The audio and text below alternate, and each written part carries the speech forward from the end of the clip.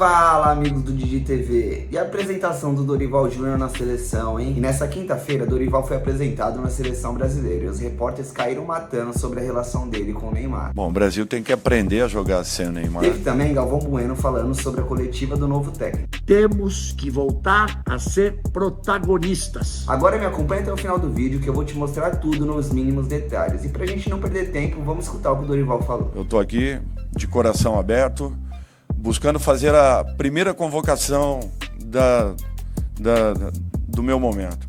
É justamente o torcedor brasileiro, que ele passe a viver um pouco mais a sua seleção, que ele acredite um pouco mais na sua seleção.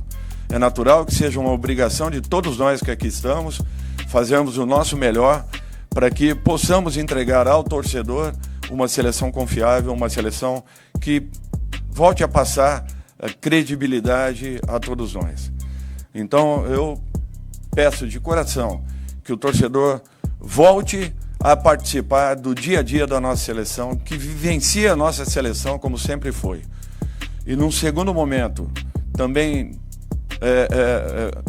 tão importante quanto, eu convoco a cada um dos senhores, a cada um de todos os profissionais que fazem parte do futebol, que estejam envolvidos de alguma forma com o futebol.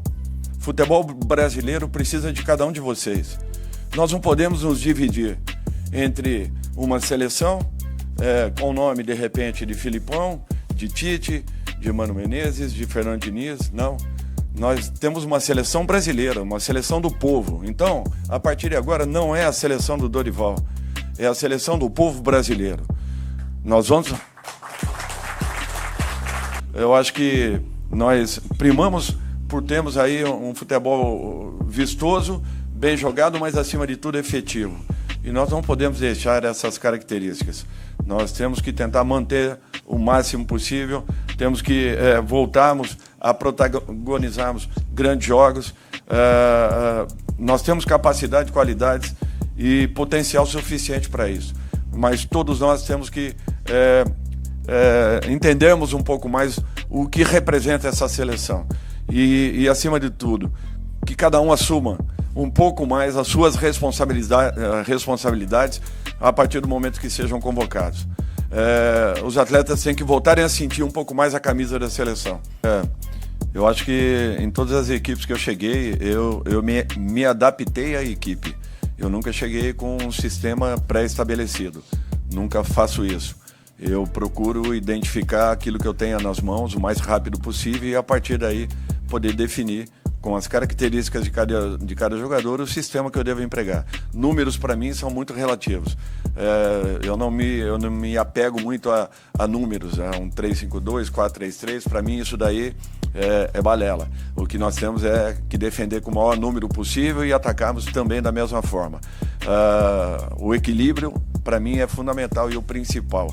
Se vamos encontrar rapidamente, é muito difícil de falar. Agora vamos tentar, dentro daquilo que imagine, as melhores convocações possíveis, desde que estejam em totais condições e prevalecendo nos seus clubes para que tenham merecimento para estarem aqui dentro. É isso que nós vamos buscar. Muito difícil falar entre o sistema que o Fernando use e o sistema que o Ancelotti de repente use, até porque eles desenvolvem em clubes como nós, e dentro de uma seleção naturalmente é um pouquinho diferente. Por isso que essa aceleração ela é fundamental e é o que nós vamos buscar a partir de agora, encaixando nomes para que na prática as coisas rapidamente deem encaixe. Bom, o Brasil tem que aprender a jogar sem o Neymar, entendendo que o momento dele seja de uma lesão, mas tem que saber que nós temos aí um dos 3 maiores jogadores do mundo nesse momento e que nós temos que aproveitá-lo. E o Neymar é um jogador muito importante, desde que recuperado, em condições e totalmente focado. Não tem problema nenhum com o Ney.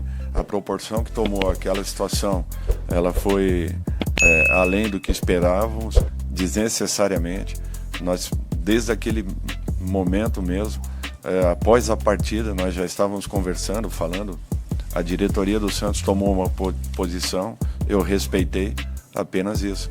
mas com o atleta, nunca tive nenhum tipo de problema, ao contrário, todas as vezes que nos encontramos, é sempre uma situação muito positiva. Galvão Bueno também palpitou sobre toda essa lambança que tem acontecido na CBF e também sobre a chegada do novo técnico. Olha só. Para começar, tem que falar dessa confusão toda, né? O Edinaldo era presidente, Edinaldo Rodrigues, e garantia que o técnico seria, depois do período interino do Fernando Diniz, já na Copa América, em julho, o técnico seria o Carlo Ancelotti, o Carleto Ancelotti, que renovou o contrato com o Real Madrid. Acabou a história. E aí, o Tribunal de Justiça do Rio de Janeiro coloca o Edinaldo Rodrigues para fora da CBF. Aí entra um presidente interino, foi quando eu disse, agora nós não temos presidente, não temos técnico, não temos time, não temos nada. Depois, numa canetada do ministro Gilmar, que vai ter que passar pelo plenário, mas as informações que a gente tem é que vai passar pelo plenário em fevereiro, então o Edinaldo volta e deve ser o presidente da CBF até o final de 2025. Aí vem a surpresa. Se não vem mais o Ancelotti, se tinha escolhido o Fernando Diniz, por que demitiu o Fernando Diniz? Claro que os resultados não foram nada bons. 2023 foi o pior ano da história da seleção brasileira. Então ele também cria um fato novo nesse retorno dele, né?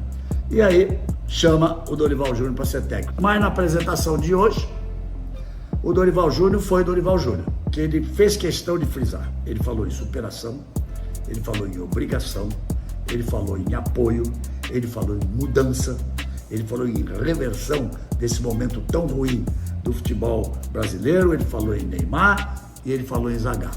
Ele fala em mudanças, e ele fala que não é só de mudança de nome não, porque isso vem acontecendo. É que o atleta tem que entender que estará vestindo uma camisa muito forte, que é uma referência no mundo. Foi o primeiro recado que ele passou para os jogadores. Depois fez questão de dizer que é amigo e admirador do Fernando Diniz, mas que coisas aconteceram, os resultados não foram bons. Então, que é preciso reverter esse momento e tudo isso que aconteceu. Sobre o Neymar, claro, todo mundo ia perguntar, eles que assunto superado, que já falaram muitas vezes, que falaram muito bem, que não tem problema nenhum, mas que nesse momento a seleção brasileira tem que aprender a jogar sem o Neymar, porque o retorno está previsto para agosto, depois da Copa América, é muito em cima da eliminatória, talvez nem esteja no início da primeira rodada da eliminatória de setembro, então, mas que quando o Neymar voltar a jogar, recuperar a forma, e para ele, Neymar é um dos 3 melhores jogadores do mundo e em condições será importante para a seleção. Agora não é para se pensar em Neymar. Gostei. Temos que voltar a ser protagonistas. E aí vai o segundo recado para os atletas, mais direto e mais duro.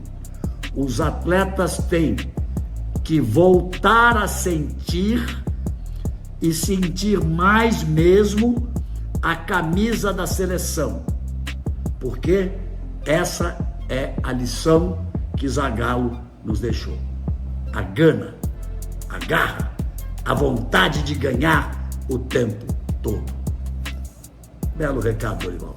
Torcendo por você, torcendo muito por você e pela seleção brasileira. Meus amigos, eu espero que com a chegada do Dorival Júnior ele consiga colocar a nossa seleção nos trilhos novamente, porque com esse time a gente só está passando raiva, não é mesmo? Mas e aí, o que vocês acharam de tudo isso? E o Dorival, ele vai durar até a Copa? Bora deixar a opinião de vocês e vamos incendiar os comentários aqui embaixo. Eu sou Diego Moura e vou ficando por aqui. Não se esqueça de dar o like no vídeo e se inscreverem no canal. Um abraço!